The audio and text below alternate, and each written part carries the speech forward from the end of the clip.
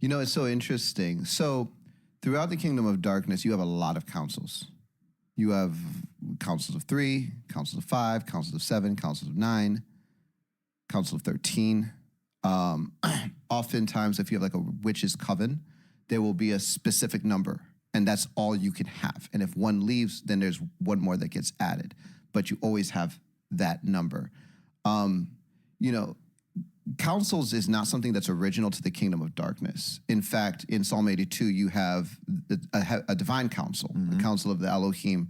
And, you know, God ultimately is actually the author of councils. Believe it or not, God is not a narcissist. Like some people think, oh, you know, we want to worship a God because he wants us to worship him because he's a narcissist. He just wants us, you know, no, he's a source of life. And we actually derive life as we worship the God that is our creator, and everything else, his grace, his mercy, all of the things that he has for us flows to us from that posture of service and priesthood.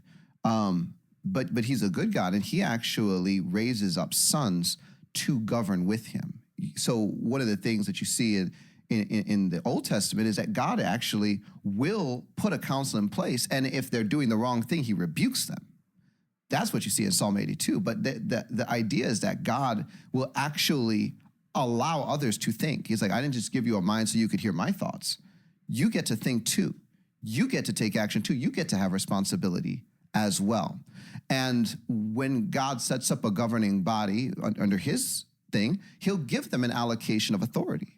So even in the earth, like, you know, when you have a council of churches or whatever, like they have an allocation of authority to you know, shepherd over the lives of the children of God in the earth that are doing various kinds of good works and outreaches and all kinds of things. But, you know, that power structure is a spiritual thing.